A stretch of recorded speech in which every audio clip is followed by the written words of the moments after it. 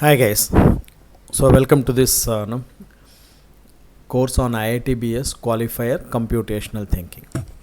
Say some of you people I have met in the classroom, some of you would have joined the groups on your own. Now I would like to have some 3 or 4 videos exclusively for the cracking of the qualifier exam with respect to computational thinking. Similarly, we'll also have videos on mathematics and statistics also once they are ready. So these videos will be short and sweet, and I'll focus more on the problems and the previous year question papers, which will make things easier for you. So before I get into the course, let me again give you a basic info on data science students. See, IIT, you know very well, is a very big institute, number 1 in the world.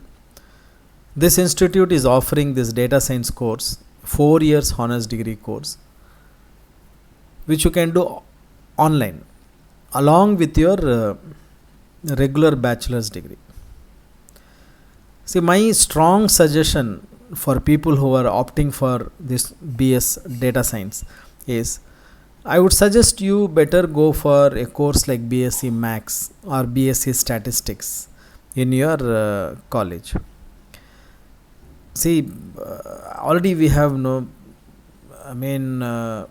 so many courses all around, and I can tell you one thing: BSc Maths and BSc Stats are the only 2 courses for which you will get seats very easily. Apply, you will get. That is how because not many people are opting for it. I would suggest go for it. Easily you can enter, and let me assure you, BSc Maths is not tough and all, guys. It's just a question of a bit of studies. Have faith. Fine, go for it. I'm sure definitely you will come up with flying colors. Of course, you need to study Maths. Sir, I have not studied Maths properly from my 6th standards. I am a very bad scorer in Maths. So what? You can always start right again and make sure that you learn mathematics, because for data science, mathematics and statistics is must. Don't think that it's a computer course.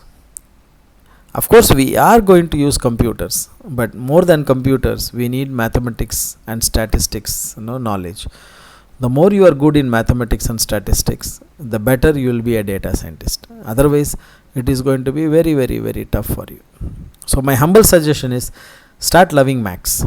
That's the only way to come out of this. Because the other course is BS in electronics. For that, you have to have Maths as compulsory there also.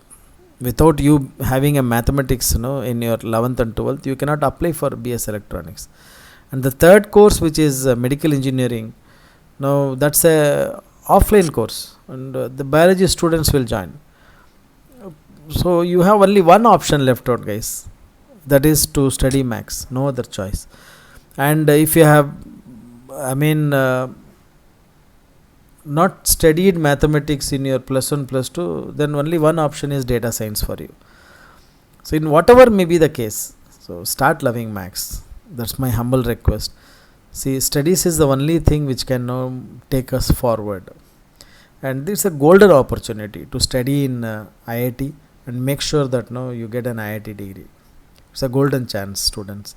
Please don't miss. So let me give you hints and tips, and also a complete overview of the first 4 chapters of IITBS qualifier on computational thinking.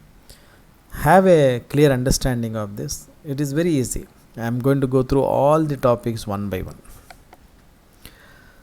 There are 4 weeks of session. Once you register for IITBS data science, 4 weeks the teachers from IIT will teach you this. I am just giving you additional material. So with the hope that definitely it will make your journey easier. So week 1 syllabus is this. Likewise, 4 week syllabus is there, from where there only questions will come for your qualifier exam. So week 1 we are talking about variables, initializations, iterators, filters, data types, flowcharts, sanity of data. Now they are pretty simple topics. Don't think that they are tough. Just follow my instruction. You'll find it very easy. For example, if you go through any website, for example, let's say I have Gmail. Okay. If I register for a new user, sign in, for example. See, you get a place where you need to enter your details, correct or not? This is what we called as a variable, a container in which data is stored. This container will have a name, see, phone number or email, and it will have a text area. It will also have a input data type. So what kind of data type it will accept? Either number or text.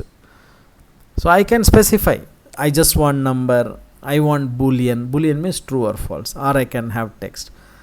So this is what exactly variable is. And initialization is initializing a value.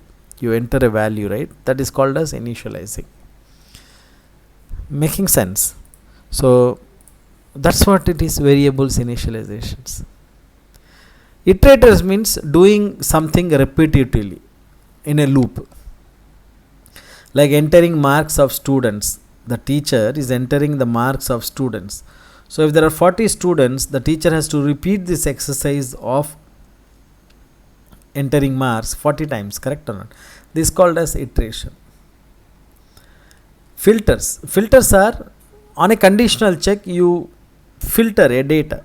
Like for example, I want all the students whose mathematics score is above 90. I am filtering. So out of 40, I might have 20 people scoring above 90. So that is what I called as filtering. Conditional check and then taking the data or picking up that data which satisfies the condition. Data types is, as I said, data can be a text, can be number, can be boolean. So that's what we called as a data type. Flowcharts. Flowcharts means basically the pictorial representation of the logic which I do in order to do a task. See this? This is a flowchart. So you could see here, just now you saw the Google, right? So I started and I need to enter the email address. Fine. The email creation happens there. Correct or not? So that's a process. This process I am trying to depict it in the form of picture. This is what I actually call it as a flowchart. Flowchart will have symbols like start symbol, decision symbol, process symbol, input output, storage, loop. So each one has a symbol. Have a note of this. Making sense? And the flowchart is actually a pictorial representation of the pseudocode. Now you need to understand pseudocode also very well. See, when I do some job, I have a process running in my brain, and that I can write it as English, information. That is what I call it as a pseudocode. Now that's how we write programs, guys. If I have to write a program, I will mentally do the processing in my brain and then trace out that logic in a paper. Then I will try to convert that to a program. Since that is not a program, it is called as a pseudocode. Later I need to convert. Please understand what exactly you are trying to depict in pseudocode is you are actually telling what your brain did. You are transferring your knowledge to the others. By telling what your brain did, basically you are transferring the knowledge, right? And if that is depicted in a pictorial form, that is called as a flowchart. That's it, guys. Simple. So this is your week 1. Makes sense, right? Now come to week 2. Week 2 mein I'm talking about iteration, which I already spoke to you. Filtering, I already spoke to you. Selection, that is what filters may we do, right? We select only those students who have scored more than 90 marks. So selection. Pseudocode already we saw. Makes sense. And look at the pictures. Every picture is talking about, no, or showing you one operation which you do in terms of processing a data. So it can be if else if, that is for conditional branching or decision making or filtering. And then you got loops. There are two kinds of loops overall available in programming world. One is for loop, one more is while loop, right? We'll see in detail also in exercise, but let me go through this. And apart from this, the min and max operators and all. See, in total there are 3 operators which are very famous. One is arithmetic operator, one more is the relational operator, one more is logical operator, and one more assignment operator is add-on which you can use. So these operators are used on data to do some processing. So you can understand addition, deletion, subtraction. These are arithmetic operations.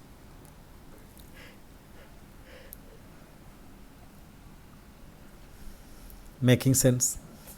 And then assignment operator, that is x equal to y, means y is assigned to x here. X plus equal to y means x equal to x plus y. Look at the relational operators. Lesser than, see, all these things you know very well. It's not the first time you are learning this. And then equal to is comparison operator. Exclamation equal to is equivalent to not equal to, not equal to. Look at this truth table, logical operator. You have to pass 12th, you have to also pass the qualifier, then you can join DS. That means only if both the conditions are satisfied, you join qualifier. If one fails, you cannot. That means what is the operator we will use in that case? Obviously and means both should be true. That's what the truth table here we have. In case of R, 1 0 can be true, 0 1 will also be true. Whereas in case of AND, 0 1 is false, 1 0 is false. Making sense, guys? Fine. So with this, let me stop here. This is your first video. In the next video, what I will do is I will show this in action. I will do some programs in Java. See, not needed. Just to understand this, just to make sure that you get the understanding of this, I will run through a Java program where I will type all this and show you in practical what exactly variable is, initialization is, for loop is, while loop is, do while loop is, if else if, variables, arrays, operators. Let us see them practically, which will make your job much more easier to understand these 2 chapters. Okay, guys. Chaliye, thank you.